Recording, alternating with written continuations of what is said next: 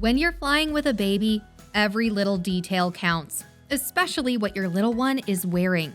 As a parent who's traveled with a baby more times than I can count, I've learned, sometimes the hard way, that cute doesn't always mean practical. So before you pack, make sure to watch till the end. There are some golden nuggets you won't want to miss. Let's talk about the worst travel outfits you should not put on your baby for the airport or plane. Firstly, we've all seen those adorable rompers with 20 buttons or the dress and leggings combo with 3 layers of snaps, but trust me, when you're in an airplane bathroom that is smaller than a closet, you don't want to be fumbling with tiny snaps or back zippers. A typical diaper change takes about 5 to 8 minutes on the ground. Now throw in turbulence, a squirmy baby, and a line of impatient passengers. Yeah, it's a whole different story. So avoid anything with too many closures or fancy accessories like belts, bows, or mini suspenders. They just get in the way. Second, those bulky costume onesies. Yes, your baby might look like the cutest little bear or dinosaur in that puffy onesie, but save it for photos, not for travel. These plush outfits feel cozy during cold weather, but airplanes are temperature controlled and can warm up quickly, especially if you're holding your baby the entire flight. Overheating is a real concern for infants and toddlers, and dressing them in something too heavy can easily make them uncomfortable. If you're flying to or from a warm climate, this can make things worse, leading to overheating and a very cranky baby. According to the American Academy of Pediatrics, babies are more vulnerable to overheating, which can increase the risk of heat rash or even SIDS. So it's better to stick to breathable, lightweight fabrics like cotton and avoid anything with a hood or ears that stick out. Moving on to the next item on the list, multi-layered clothing. Layering can be smart in certain situations, but for airplane travel, it's often overkill. Babies can't regulate their body temperature as well as adults, and overdressing them can lead to discomfort and fussiness. If your baby is wearing a bodysuit, pants, a vest, a cardigan, socks, and a hat, you'll end up peeling clothes off in security lines, diaper changes, and during the flight. Not to mention all those layers take up unnecessary space in the diaper bag when removed. Instead, choose a single-layer outfit and carry a light blanket or a zip-up hoodie for warmth when needed. Bottom line, when dressing your baby for air travel, choose function over fashion. Your baby doesn't care how they look, but they will care if they're hot, itchy, or trapped in a jumpsuit with 15 buttons when nature calls. And so will you. Let's talk about what works. These baby travel outfit tips are parent-tested and baby-approved. Perfect for the airport, the plane, and everywhere in between. First up, zip-up onesies. If there's one outfit I'll never travel without, it's this. These full-length footed onesies are a lifesaver during diaper changes, especially in tight airplane bathrooms or crowded airport lounges. With a single zipper, you can get in and out in seconds. The footies are a bonus because airplanes can get cold. According to the World Health Organization, cabin temperatures are usually kept around 71 degrees Fahrenheit, 22 degrees Celsius, but it can feel cooler.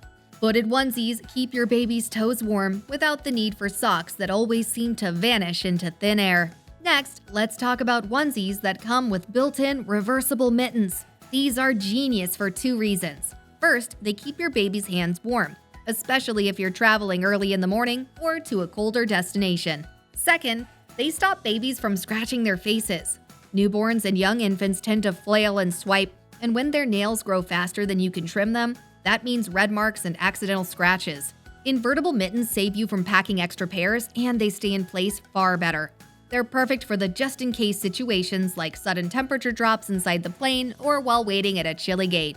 Bonus tip: pack lightweight sleepwear or rompers made from bamboo or organic cotton, which are a must-have. These materials are breathable, soft, and help regulate your baby's body temperature. Bamboo fabric is naturally thermoregulating, which means it adjusts to your baby's body temperature. Organic cotton is gentle on sensitive skin, hypoallergenic, and free from harsh chemicals. Now that we've got the baby's outfit sorted, let's talk about what you don't need to drag along on your trip. However, before that, be sure to subscribe if you're looking for more real talk travel tips that work for parents. We all want our babies to look cute, but sometimes less really is more. Overpacking or choosing the wrong outfits can just make things harder for you and your baby. Here's the lowdown on what you should leave behind. First up, shoes. If your baby isn't walking yet, don't waste your time bringing shoes. Seriously, they're just one more thing that will either fall off, get lost, or start a tantrum over. Babies love to kick and wiggle, and those tiny shoes rarely stay on during a flight or while waiting in security lines. Plus, shoes add unnecessary bulk to your carry-on, and you don't need that extra stress. According to pediatric experts, it's completely fine for pre-walking babies to go barefoot or just wear socks with grips. These provide enough warmth and protection while keeping your baby comfortable. Another one is headbands and hats. Oh, the struggle is real here. While it might be tempting to put a cute little headband or floppy hat on your baby for that Instagram moment, most babies don't cooperate. Mine never did. Headbands rarely stay where they should. Babies will pull them off and often toss them somewhere you'll never find, usually right in the middle of the flight when you're trying to relax. The same goes for hats, unless you're flying somewhere cold or your baby needs one for sun protection during a layover. Even then, choose something easy to remove or tuck away quickly. Remember, the airport and airplane environment is unpredictable. Babies get restless, and any such accessory becomes an immediate target for grabbing and throwing. So unless you have a practical reason, save yourself the hassle and keep headgear simple or skip it entirely. And don't forget the backup outfit. Every parent knows that a diaper blowout or spit up can happen at the worst times. But here's a tip. Pack 2 full changes of clothes and make it as comfy and practical as the first outfit. Moving forward, let's talk about you, mama. What you should wear to make the whole travel experience smoother, especially if you're breastfeeding on the go. You're doing 90% of the lifting, holding, soothing, and carrying. Comfort is everything. You need clothes that are functional, practical, and baby-friendly. First things first, easy breastfeeding access. If you're nursing your baby, this is a total game changer. Go with tops that let you feed your little one quickly and discreetly. When it comes to nursing-friendly outfits, both button-down shirts and stretchy tops with nursing panels are great options. If you're aiming for a polished look, a button-down shirt offers quick access while keeping you stylish. On the other hand, if you prefer a more laid-back and casual vibe, a stretchy top with a nursing panel is a practical choice. Avoid anything too tight or complicated. You'll thank yourself when you can just pop open a button or pull down a panel without the extra effort.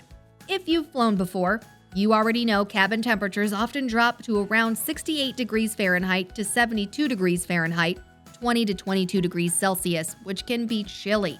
That's why layering is your best friend. A lightweight shawl, cardigan, or zip-up hoodie is easy to carry and can be wrapped around you or your baby for warmth. Plus, a light scarf does double duty. It can keep you warm and also serve as a nursing cover when needed. The key is to bring layers that can be added or removed quickly so you don't have to struggle during the flight. Speaking of bottoms, you're going to be sitting for a while, but you'll also need to squat, bend, or carry your baby through crowded airports. Look for comfort and flexibility here. Stretchy leggings are the best option for traveling moms. They allow free movement and don't dig into your skin after hours of sitting. Plus, they're easy to wash or change if things get messy, which they often do when you have a baby.